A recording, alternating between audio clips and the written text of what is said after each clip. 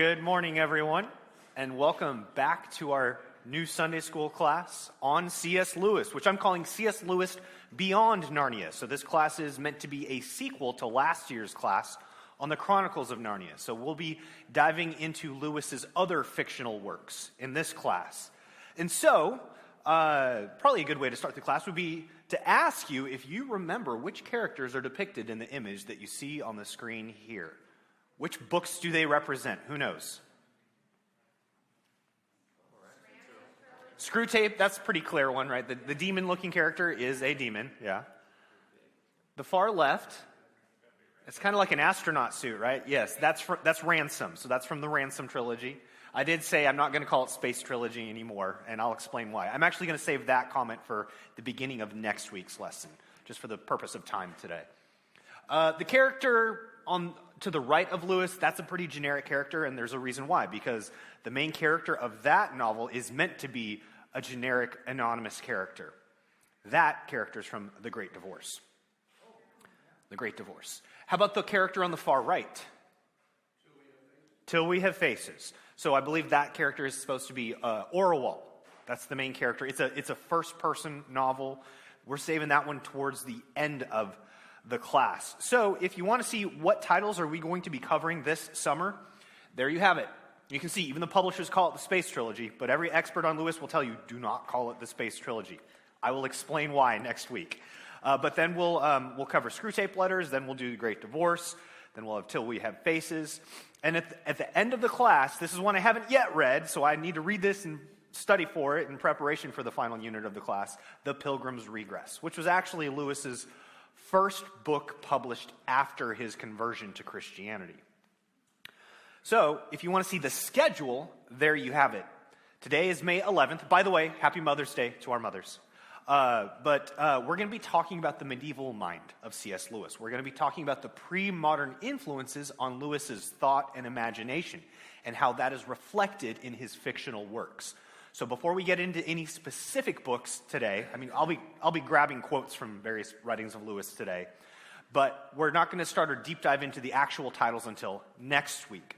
So next week, we'll begin with Out of the Silent Planet, and you'll see that for the most part, my goal with this class is to survey each book in 2 weeks. So 2 weeks for each book. I know that's a pretty ambitious goal if you're trying to read all of these titles along with the class. But my goal for the class is just to give you a general survey of these titles so you understand the main themes, the main ideas expressed in these. If you want to narrow it down and just select a few of the titles to focus on during the class, I think that's a great idea. Just pick whichever titles are most interesting to you.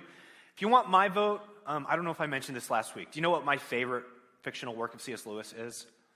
Till We Have Faces. So if you were going to pick one, that would probably be my vote. But they're all great titles. We're going to begin with the Space Trilogy, which is one of his earlier fictional works. It's science fiction. And so 2 weeks on Out of the Silent Planet.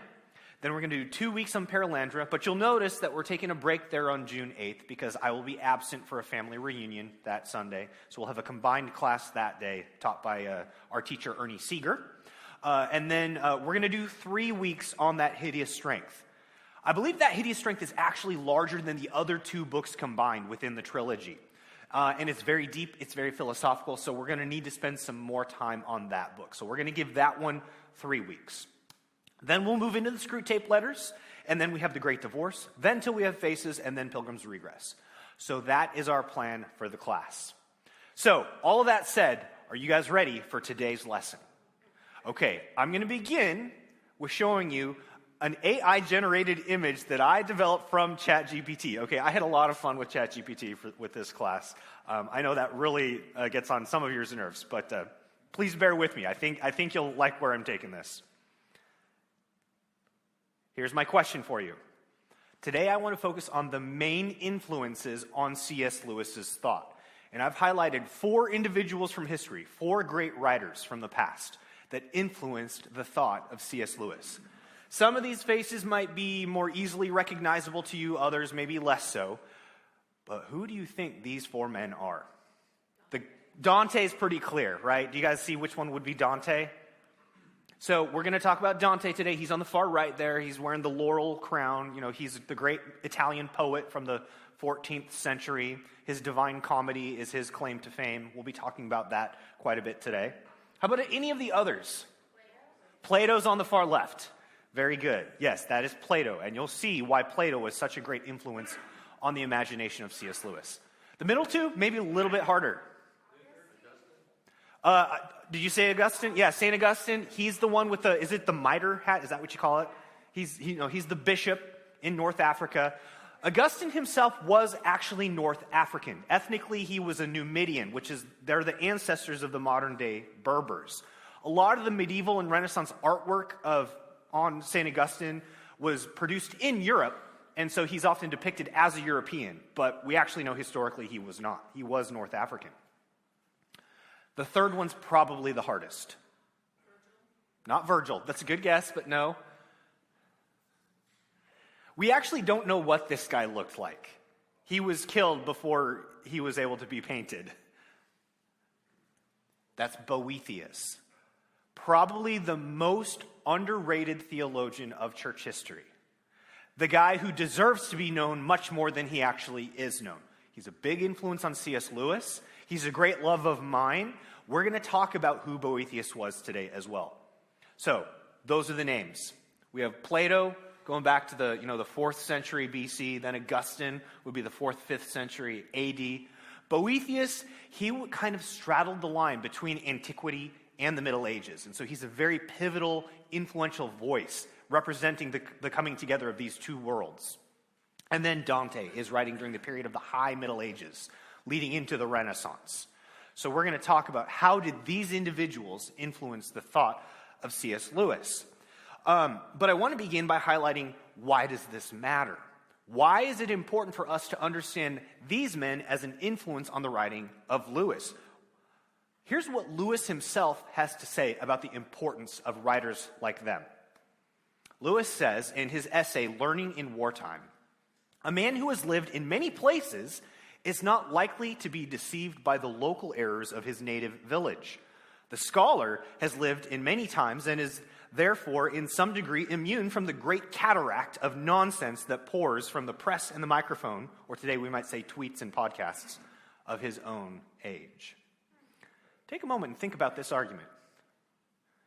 He makes this same argument in the preface that he wrote for the book On the Incarnation by St. Athanasius, where he highlights the value of reading old books. His suggestion is, if at all possible, for every new book you read, you should read an old book too.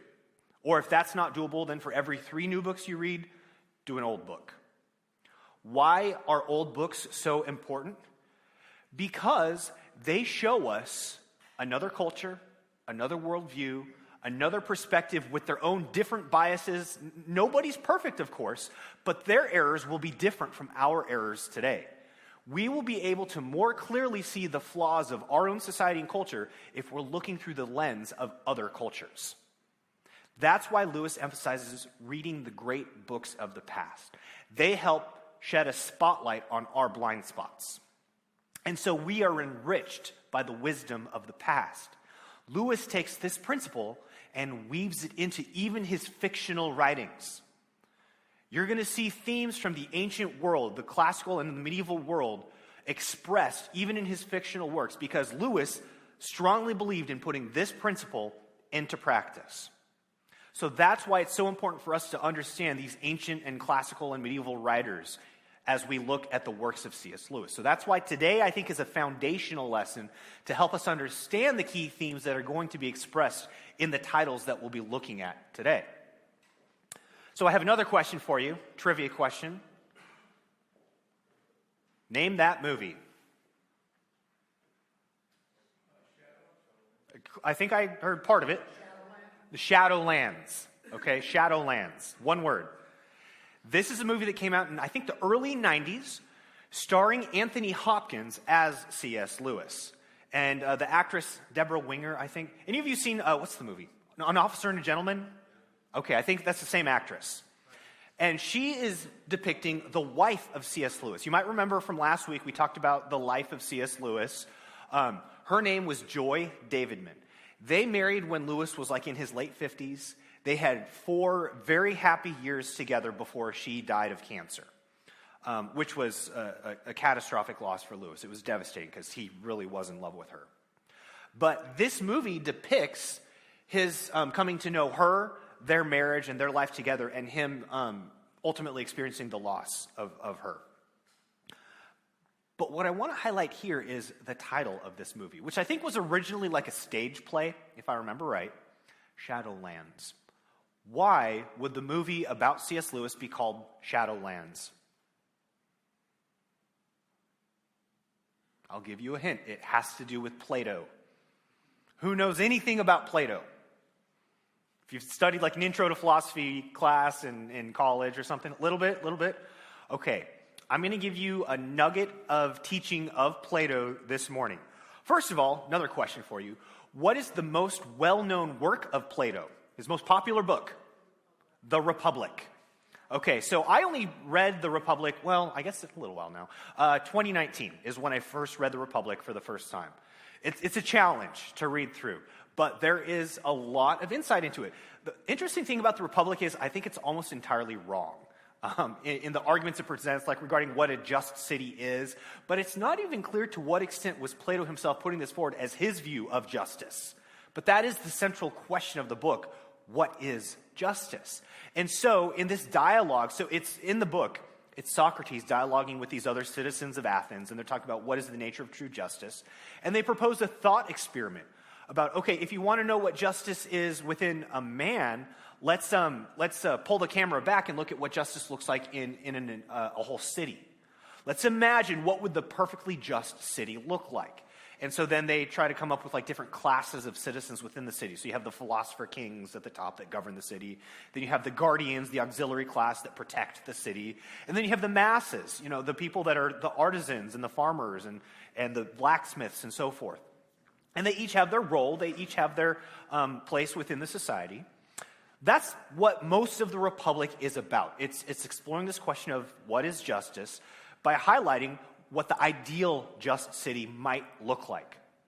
But in the course of that dialogue, Socrates proposes a thought experiment to understand the nature of reality. Okay, do you know where I'm going here? Okay, so yes, it's a very familiar thought experiment. It's called the myth of the cave, or the allegory of the cave. You hate this one? Okay, well, it's really relevant, so I'm sorry. You got to bear with me here. So the allegory of the cave is central to understanding Plato's understanding of reality. Plato taught that there were 2 levels of reality, right? There is the level of sensible experience, and then there's the world of the forms. And Plato argued that the world that we encounter today is actually like a shadow, hence the title Shadowlands, or a reflection of a higher, more real world, this world of ideas. And so this is depicted in this allegory, this image that you see here. There's a lot going on here, so I want to try to briefly explain it for you. But you can see in the picture, there's a cave underground, and there's men in the bottom left corner there that are like chained against this wall, and there's a light being cast on the wall that they're facing. And that light is depicting like various like puppets. There's images of like a horse and a jar and a bird and so forth. And in this thought experiment, this is the only world that these men have ever known. They have grown up their entire lives just looking at this wall of the cave. And the fact is, they don't actually understand the nature of reality because all they've encountered their entire life is shadows. But according to this myth, one of these prisoners breaks free, and he steps over the wall behind them and starts making his way out of the cave. And he notices that there's actually these men holding up like these puppet or marionette objects, and it's these objects that are casting their shadows against the wall. Those objects are the real thing. And notice they're casting shadows because there's a light behind them. That fire that's blazing is the source of the light that's causing these objects to cast their shadow against the far wall there. So then the man continues past the fire, makes his way out of the mouth of the cave, and steps into the sunlight, and for the first time ever, sees what the real world looks like. And so in this story, it's depicting the movement from shadow to reality. In Plato's understanding, this is the task of the philosopher. The task of the philosopher is to contemplate the world of the forms, because the world of forms is more real, it's more substantial than the life that we live today. In the world that we live in today, we encounter just actions. So, when the just judge imposes a just sentence on a criminal, that's an instance of justice. When you deal with your neighbors fairly, when you pay for your groceries at the proper amount, that's an expression of justice. But each of these actions is just a reflection of a higher principle of justice. And the best life, according to Plato, is to contemplate that idea to which all of the actions and events and happenings in life point to. And so this is an idea that Lewis takes up. This idea that our world is in a sense like a shadow or a reflection of a higher reality. And in that regard, Lewis would make the case that our world is in a sense iconic or symbolic or sacramental. This is a central idea of the book by Jason Baxter, who wrote the book The Medieval Mind of C.S., which I read in preparation for this class. According to Baxter, one of Lewis's primary tasks as a fictional writer was to recapture the medieval imagination. The thought was that we had shifted from a symbolic or sacramental view of the world in which all of the physical world was charged with meaning and significance because it pointed towards a higher spiritual reality. We've moved from that understanding of the world to a more mechanized view of the world, a more sterilized view of the world. In the modern mindset, everything has been reduced to utility and function and quantity. We've lost touch with the spiritual reality towards which this physical world is meant to point. And so Lewis is trying to recapture this, in a sense, Christian Platonist mindset, which was really the dominant paradigm that we see in the Middle Ages. Bill, I see your hand up back there. The shadow of death? That's a different use of the metaphor of shadow. You're talking Psalm 23? I don't think that's directly relevant to what Plato meant by the concept of a shadow, but Oh, no. The name of the movie, Shadowlands, I don't think it was based on Psalm 23. I do think it was based on Lewis's Christian Platonism. Yeah. But we actually see this concept expressed in, for example, the Chronicles of Narnia. I have another AI-generated image here for you. Okay. Somebody tell me, what scene is this and what book is it from? The Silver Chair. Puddleglum. What's the villainess's name? Micah, do you remember?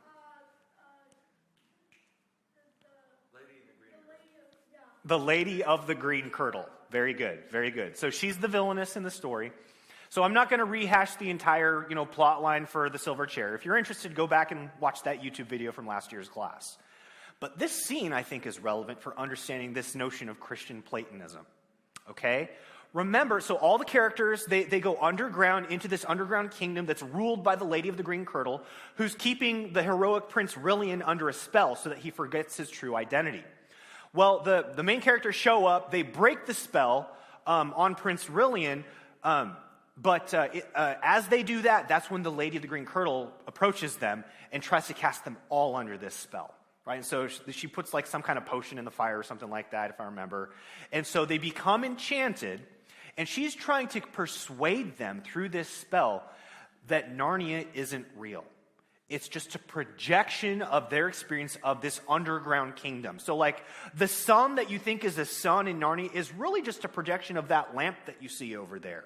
And so all the objects that you see down here are a projection into this heavenly fantasy of what you think is Narnia, but it's really just child's play. It's just your imagination running wild. The world down here is the real world. And so all the characters start to fall under this spell. In a sense, the Lady of the Green Kirtle represents the anti-Plato. Plato would say the world of the forms is actually more real than the sensory world that we experience today. The Lady of the Green Kirtle says the exact opposite. That world of like justice or truth and goodness and beauty, that's just your psychological projection of the experiences you have in this world. This is the real world. You think there's a God, but that's just your childhood psychological projection of a desire for a heavenly, accepting father figure. That idea actually goes back to a German philosopher from the 19th century named Ludwig Feuerbach. Feuerbach was essentially the anti-Plato. He argued that really, religion is just a projection of our childhood psychological longings for safety and security, and that's all that God is. Lewis, following the tradition of Plato and the medievals, would say it's the exact opposite. Those longings are there in your heart on purpose because they point to something real, something even more real than this world that we encounter today. God wired us that way so that we would seek after him and seek that real world, which is God himself. That is ultimately how Puddleglum breaks the spell. He counters back to the Lady of the Green Kirtle, saying that if this world is all there is, then us, playing a game at make-believe, coming up with Narnia, that world can beat your world hollow. And so I'm going to stand by Narnia, even if I don't have the evidence to back it up, because the desires of my own heart are sufficient for me to be convinced that Narnia is true. And I'm going to stand for Aslan. That's essentially how Puddleglum is representing the apologetic argument of a Christian Platonist. The longing itself is the justification for the truth of it. Now, there's more to be said about that, but you get this idea of the connection between shadow and reality. It's depicted most clearly, though, in the last battle. So, when all of the characters enter, you remember how there's like the shed on the hill, and they pass through, or the stable, they pass through the door, and then after that happens, the whole world of Narnia is destroyed, right? There's like a massive flood that comes in, and everything is destroyed. All the inhabitants are carried off to the afterlife. Some of them pass through the stable door and get to enter into the renewed Narnia. And they encounter a beautiful landscape that looks a lot like the old Narnia that they were familiar with, but is so much better. Infinitely and increasingly better than anything they recognized in the old Narnia. And that raises questions for some of the characters. So do you remember that, like the Pevensey children, there's Peter, Susan, Edmund, and Lucy, right? So they're all there. They're all in this renewed Narnia. But if you recall how the Voyage of the Dawn Treader ended, Aslan had actually told some of the siblings there, this is going to be your last time ever visiting Narnia. You're not going to be allowed to return to Narnia. But now they see, it looks like they're back. It looks like they're back in Narnia, and they're wondering, like, wait, didn't Aslan tell us that, like, we're not allowed to come back to Narnia? But then they encounter another character in this new Narnia, the Professor. Who remembers the Professor's name from The Lion, the Witch, and the Wardrobe? Micah? Diggory, Professor Diggory Kirk, who's also the main character of what other title? The Magician's Nephew. Very good, thank you. So they encounter Diggory Kirk in the new Narnia, and he explains to them what's actually happening here. He says to them, when Aslan said you could never go back to Narnia, he meant the Narnia you were thinking of, but that was not the real Narnia. That had a beginning and an end. It was only a shadow or a copy of the real Narnia, which has always been here and always will be here. Just as our own world, England and all, is only a shadow or copy of something in Aslan's real world. You need not mourn over Narnia, Lucy. All of the old Narnia that mattered, all the dear creatures, have been drawn into the real Narnia through the door. That's that stable door. And of course it is different. It is as different as a real thing is from a shadow, or as waking life is from a dream. His voice stirred everyone like a trumpet as he spoke these words. But when he added under his breath, it's all in Plato, bless me. What do they teach them at these schools? The older ones laughed. Do you remember that line kind of from The Lion, the Witch, and the Wardrobe? Like, logic, why don't they teach logic in these schools anymore? Again, what do they teach at these schools? Evidently not Plato, okay? But at Westminster we do, so classical difference. All right, anyway, you can see it's right there. It's very blatant. Lewis is taking this idea from Plato, this idea that the world we experience is a shadow of a much more real, more perfect, truer, and more beautiful world. And so Lewis is trying to awaken that longing for a more real reality in his readers. That's one of the purposes in his fictional works, and you're going to see that in the titles that we're looking at this summer. All right, that's my snapshot of Plato for you. Can we move on to the next name? Okay, again, who's this supposed to be? This would be St. Augustine. That is a more historically accurate depiction of what Augustine would have looked like. Now, question for you. What do you know about Augustine? He's probably the biggest name in church history, the greatest theologian after the apostles. What do you know about him specifically? Do you know any titles that he's written? Do you know anything that happened in his life? Confessions. He wrote the Confessions. That's probably his most popular work. I read that every year with my 10th graders. Oh, yeah, his name is mispronounced. Technically, there are two valid pronunciations. If some of you want to say Augustine, that's fine. Okay, it's okay. Among scholars today, they tend to prefer Augustine, but they're both valid pronunciations. What was it? I heard something about the beach city. Is that right? Okay. Oh, Peach Thief. Oh, okay, Peach Thief. I thought you were talking about St. Augustine, Florida for a second. But yes, which, by the way, did you know that's the oldest city in the U.S.? Yeah. Anyway, side note. But yes, there was, I think it was a pear, though. I think he was stealing pears. In Book 2 of Confessions, he talks about one of his childhood sins, which left a lasting impression on his memory. And so, yes, he was a great thinker who began life as a pagan. He had a Christian mom, her name was Monica, who very much wanted to see him come to Christ. His father, though, not so much, cared more about his career ambitions and achieving success. But early in life, he embraced a pagan philosophy known as Manichaeism. But he came to see the inadequacies of Manichaeism, and during his young adult years, he tried to find fulfillment in sin and false philosophies, but nothing was satisfying that longing within his heart. Probably one of the most memorable lines of the Confessions is in the opening paragraph, where it's a prayer to God, where Augustine says, "Our hearts are restless until they rest in you." So you might be familiar with that line by Augustine. His Confessions is basically, it's the world's first autobiography that was written, that we know of, and it's addressed as a prayer to God, where he's talking about how in his pre-Christian years, he was trying to find satisfaction. He was looking for love in all the wrong places, right? He was trying to find this fulfillment in everything in the created world, but nothing was providing it. Until in the end, he came to realize it can only be found in God himself.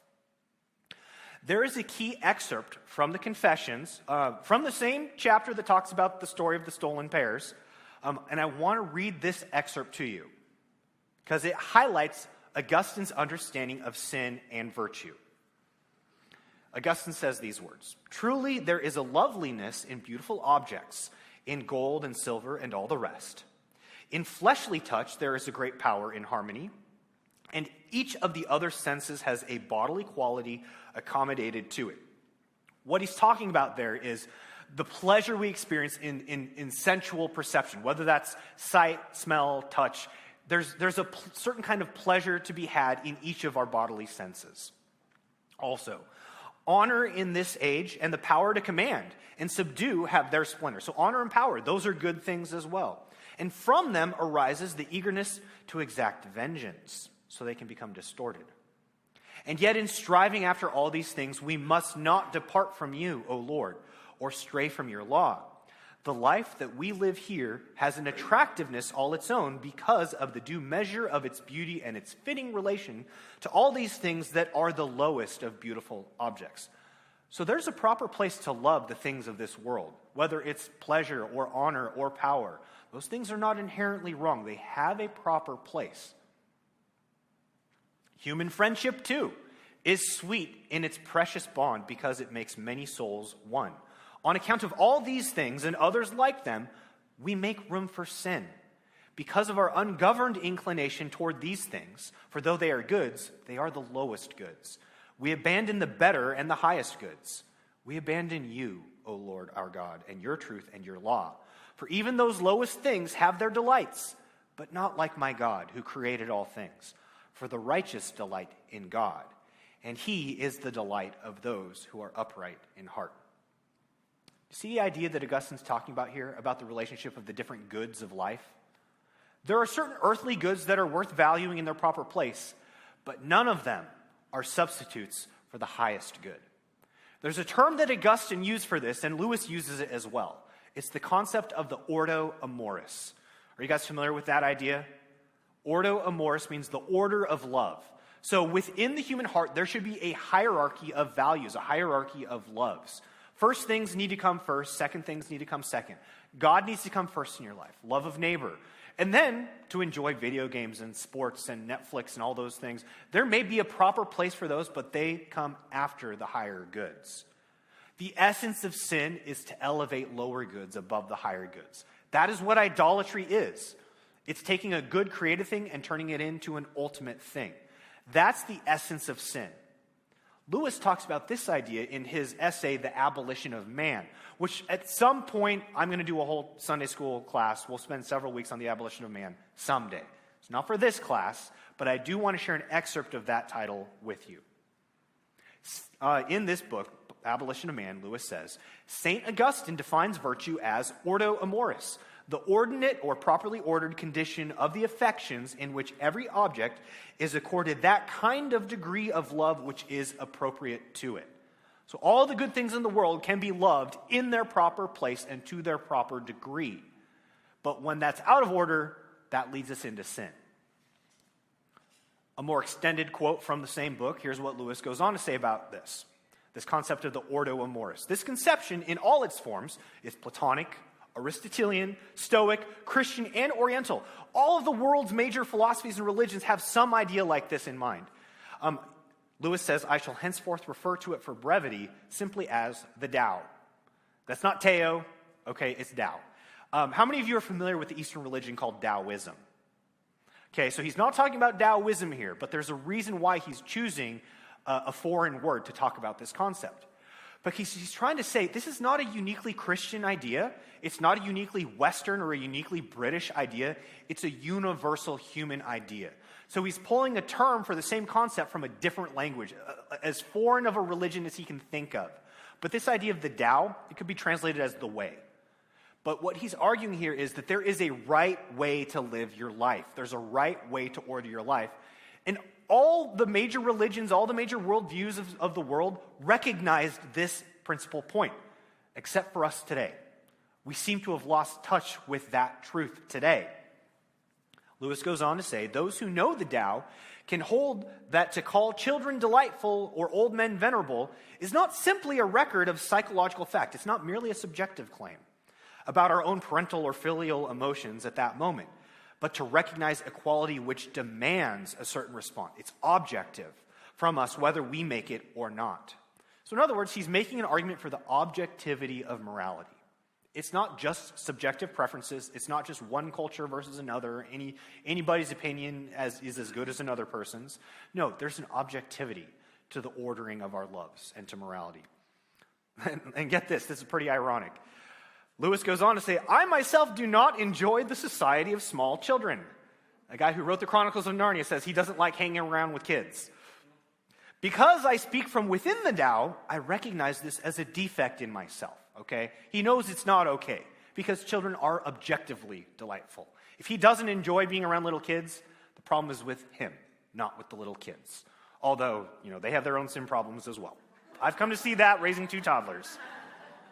Okay, just as a man may have to recognize that he is tone deaf or colorblind, okay, there is an objective moral quality to the world around us that demands a certain response from us.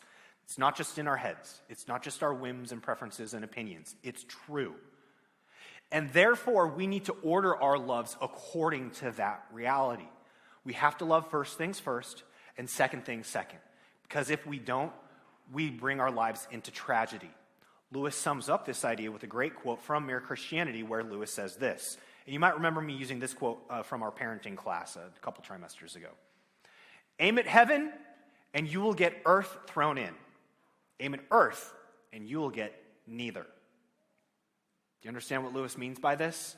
Heaven should be your highest priority. And then the good things of the earth that you desire, you'll get those too. And that's not like a guarantee like prosperity gospel. But you will be able to enjoy them as they were meant to be enjoyed. But if those are your highest goals, the earthly goods, if that's your highest goal, those are going to crush you. Because as Lewis goes on to say in the 4 loves, like your earthly loves, when they're turned into a god, become a demon. Because they enslave you, because that's the essence of idolatry. And so, what Lewis is trying to do, even in his fictional works, and we're going to see this next week in Out of the Silent Planet, there's a proper place for our earthly loves, but they're not our highest goal. They're not our highest good. And so we have to learn to order our loves rightly. So that's my summary of St. Augustine. We're 2 out of 4 now. Are we ready for the next name? Okay, what's the next name? This is the lesser known one. Boethius. We're going to talk about Boethius, okay? Let me tell you a little bit about Boethius. I only read Boethius for the first time a couple years ago. His little book, The Consolation of Philosophy, and I loved it. I've read it a couple times since then as well. It's a book that many of you might not be familiar with anymore today, but no joke, next to the Bible, The Consolation of Philosophy by Boethius was probably the most popular, widely read book in Europe for about 1,000 years. From the time it was written until the 19th century, really, it was the most popular, most widely read, most widely translated book in Europe. And so this is what Lewis himself has to say about Boethius and his book, The Consolation of Philosophy. This comes from Lewis's last published book, which was actually published the year after his death, The Discarded Image, which is like a summary and an explanation of the medieval worldview. He says this about Boethius. Until about 200 years ago, or for us that'd be like 250 years ago, it would, I think, have been hard to find an educated man in any European country who did not love The Consolation of Philosophy by Boethius. To acquire a taste for it is almost to become naturalized in the Middle Ages. The best way to learn to understand and embrace the medieval worldview is to read The Consolation of Philosophy by Boethius. Let me tell you a little bit about who he was. He was a late Roman statesman, politician, philosopher who served in the court of one of the first barbarian kings after the fall of the Roman Empire. So the western half, you remember, okay, a little bit of history for you. The western and eastern halves of the Roman Empire, they split, right? So the eastern half survived for another 1,000 years, and we call that the Byzantine Empire, right? Are you familiar with that from your history class from high school? The western half of the Roman Empire, though, fell in the year 476 AD. That's when the Goths and the barbarians and all the Germanic tribes started flooding across Western Europe. So the Goths came into Rome, they sacked Rome, they appointed their own king, Theodoric, as king over Rome. And so that marked the end of the Roman Empire, and that's what historians mark as the beginning of the Middle Ages. Boethius lived during that transition period, and so he served in the court of the barbarian king Theodoric. But he was part of the old Roman aristocracy, which by this time had embraced Christianity. Does anybody know what the religion of the Goths was? They were Arians at this time. There was a reason why, because if you know about the controversies over the doctrine of the Trinity that happened in the 4th century, the Roman Empire banned Arianism. So all of the Arians fled into exile into the northern barbarian Germanic territories and brought their Arian religion with them. So for a time, when the barbarians invaded what used to be the Roman Empire, they brought their Arian religion back. But slowly but surely, they were converted to Trinitarian orthodoxy. So that happened during the Middle Ages as well. But Boethius was living at this time where there was like this conflict between the barbarian Arian outsiders and the Roman Trinitarian insiders in Rome. And so King Theodoric was trying to navigate these conflicts of, the different factions of society. And so Boethius was serving in the court of the king, but at one point he was falsely accused of treason, being in collusion with the Byzantine Empire. And so he was sent into exile, and he spent a couple of years in exile before he was finally brutally executed. Now, he didn't know that was going to be his fate when he was in exile. He wasn't sure what was going to happen to him. But we do know that during his exile, he fell into a deep depression, a deep pit of despair, because he'd lost everything. He'd lost his wealth. He lost contact with his family. He lost his honor. He lost his influential position. All of this was taken away from him. But in that depth of despair, he learns to console himself by relying on his classical education. He relies on the wisdom that he had learned from the past in order to learn about the true nature of happiness. Happiness is not found in all those things that he had lost. True happiness is found in seeking God himself. And so that's kind of a summary of who Boethius was and how he influences Lewis. It's interesting the connections that exist between Lewis and Boethius, and I want to highlight some of those for you. So from this book that I read for the class, The Medieval Mind of C.S. Lewis by Jason Baxter, he has this to say about the connection between Lewis and Boethius. In this way, Boethius served as a special exemplar.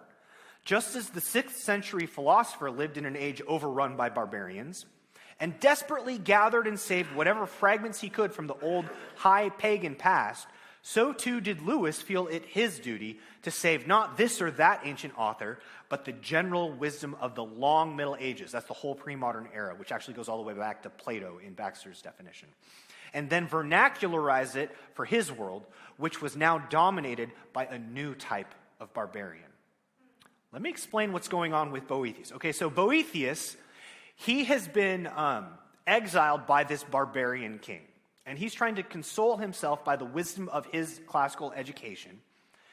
In Virgil's mind, sorry, not Virgil. Virgil was one of the influences on Boethius. But in Boethius' mind, he could have relied exclusively on Christian authors to console himself. He could have written a book called The Consolation of the Gospel, which would have been a great book as well. That's not the book that he wrote, though. He wrote a book called The Consolation of Philosophy, where he was relying on the wisdom of ancient pagan philosophers. Why would he do that as a Christian, though? There's been a lot of debate among the commentators about why he would do such a thing. But I think Lewis gets it right in his description of Boethius in the book The Discarded Image. For Boethius, given his unique circumstances, it wasn't a matter of Christian versus pagan. It was a matter of barbarian versus antiquity. Okay, you have the Gothic barbarians flooding into Rome, destroying civilization, and against them, Boethius stands for the tradition of the greatest wisdom of the pagans, which would include Virgil and Plato and Aristotle and so forth, and also the Christian thinkers like Athanasius and Augustine. Boethius doesn't want to cut himself off from half of his consolation. Right? Those pagan authors actually do have a lot of wisdom to give us. And in theological terms, we could call that common grace. Right? The wisdom that God gave those pagans. Boethius can still benefit from that during his unique circumstances as well. So we can call Boethius' project, perhaps, mere antiquity. Okay? Mere antiquity, that is the common ground that all of the ancient world had to offer, was what Boethius used to console himself in the face of his barbarian enemies. How does Lewis pick up that concept for himself? Mere Christianity. Okay, he's trying to draw from the wisdom of the entire Christian past and use that to confront this new barbarian age. We're kind of living in our own age of barbarism today, aren't we? In a certain sense, we've cut ourselves off from our past civilization. Lewis saw it as his duty to bring back the fruits of that lost civilization for the sake of posterity, which is exactly what Boethius was trying to do as well, which is why Baxter goes on to call Lewis a British Boethius. So Baxter says, in light of these concerns, one of Lewis's chief concerns was finding ways to transpose, translate, and recreate the atmosphere of the ancient world in a modern vernacular. As he once explained in a lecture on Christian apologetics, you must translate every bit of your theology into the vernacular. In this way, Lewis became a British Boethius, the philosopher whom he once described as the divine popularizer, who helped create the very atmosphere in which the medieval world awoke. Lewis is trying to bring to life this medieval atmosphere in his fictional works as well. So he is very much in continuity with the same project that Boethius undertook with his final great work. Tragically, Boethius' life was cut short. He had great ambitions for his life. He intended to translate all of the works of Plato and Aristotle into Latin. He intended to develop a philosophical system that showed the harmony of Plato and Aristotle. If he had been able to accomplish those things during his lifetime, his name today would be as great and well known as Thomas Aquinas, or some of the great thinkers of the Middle Ages. But tragically, his life was cut short because of that false accusation, and he went into exile and then was executed. But despite that, he still gave us a wealth of wisdom in that little book, The Consolation of Philosophy, which I might do a Sunday school class on someday. I'm actually hoping to do a Sunday school class on the topic of happiness next year. And I'm going to use Boethius as one of my sources for that class. So if you're interested in that, stay tuned for more information. Okay, we're down to one more name. Who's our final name that we're looking at? Dante. Okay, so let me tell you a little bit more about Dante. So he was a poet, from the city of Florence in Italy during the High Middle Ages, so like the 13th, early 14th century, at a time where there was political conflict happening. You had like these rival factions within Florence.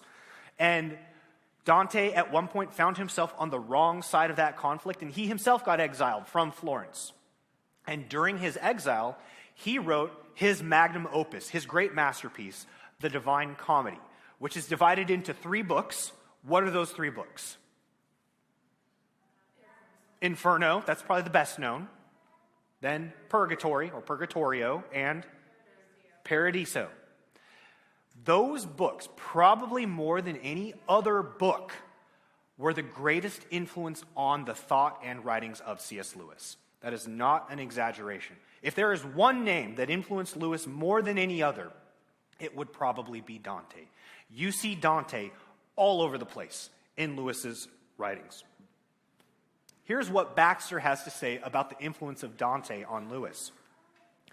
Dante taught Lewis how an artist could cast a counterspell in which the good feels weighty and attractive, a spell to overcome the evil enchantment cast by modernity. Think again of like the Lady of the Green Kirtle, right? Her evil enchantment has to be counteracted by, like, think of like what Puddleglum did, right? By awakening that sense of wonder for the higher world.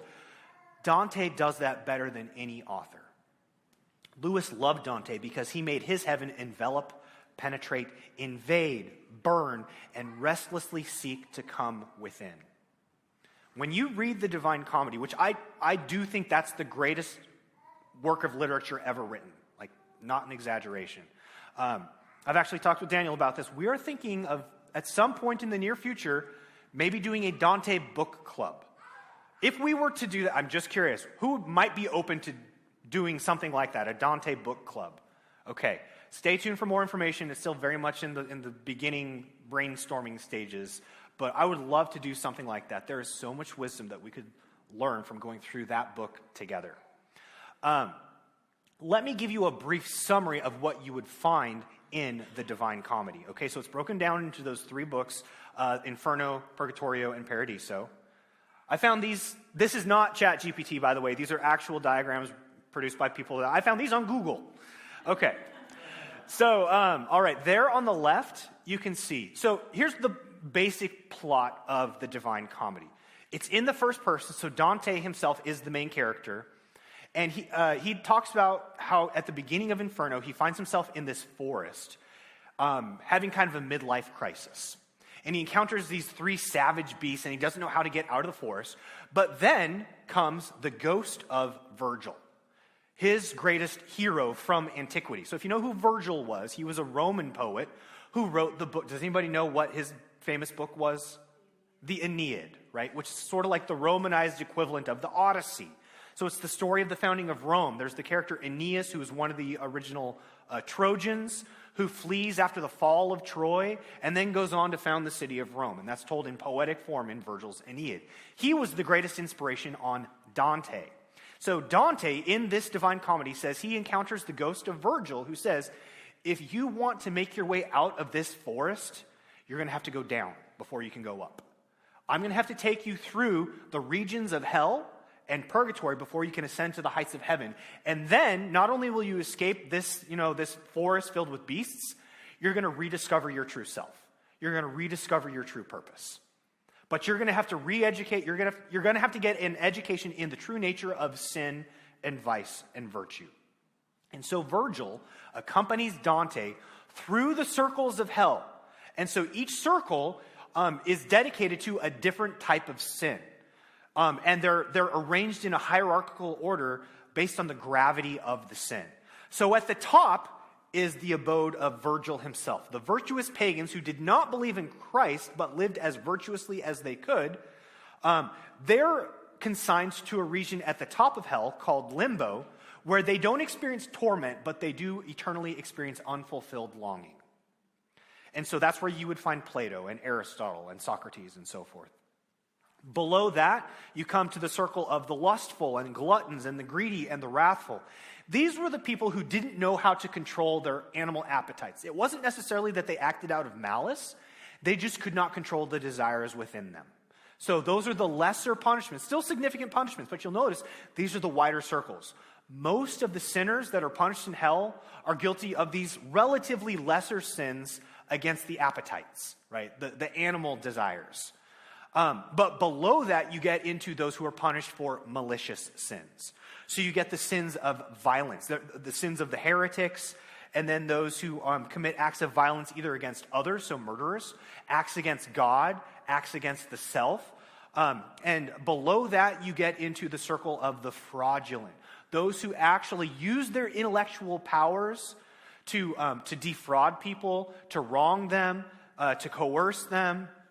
The lowest circle of all is the circle of the treacherous. These are the traitors. And so at the very bottom of hell, you find Satan himself chewing on the head of Judas Iscariot, as well as Brutus and Cassius, those who betrayed Julius Caesar.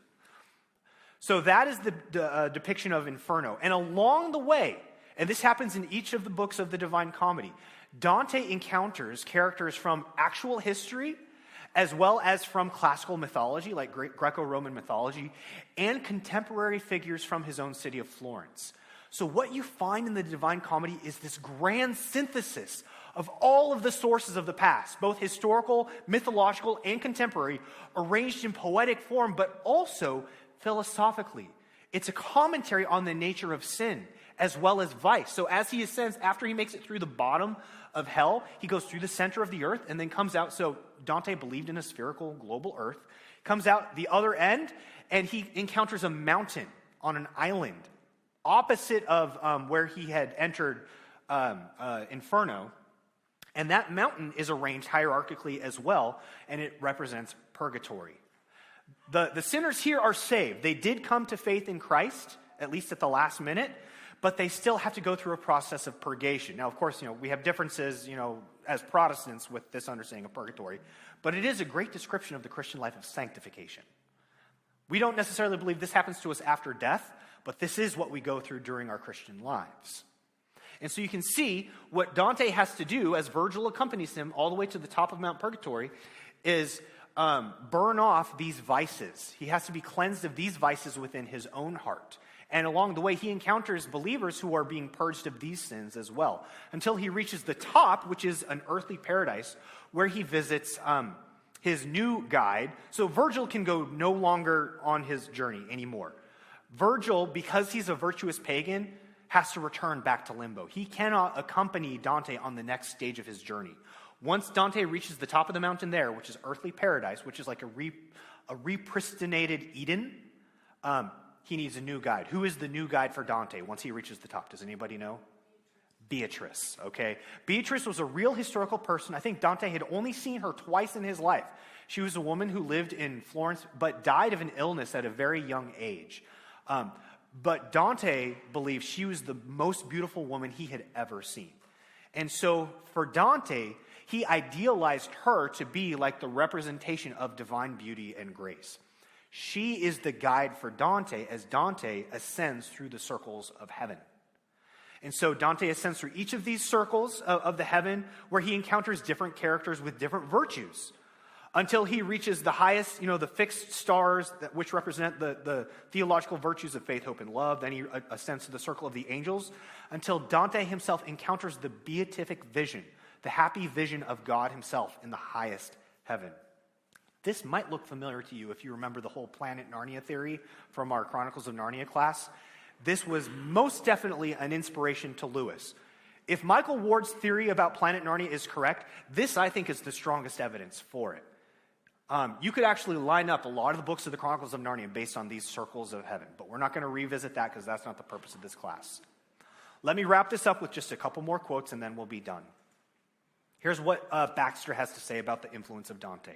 In short, then, Lewis admired Dante's poetry for its indebtedness to the medieval cosmos because it depicts a picture of the medieval world that is charged with meaning and spiritual truth. It's not just this sterilized, mechanized view of the universe that we have in the modern world. And for how it tried to work into sensible and even humble imagery, that which is beyond words, so its sacramental or symbolic character. And how the great poet humbly borrowed old and formerly cliched metaphors, but managed to revitalize them. Lewis tried to do this himself in his fictional works as well.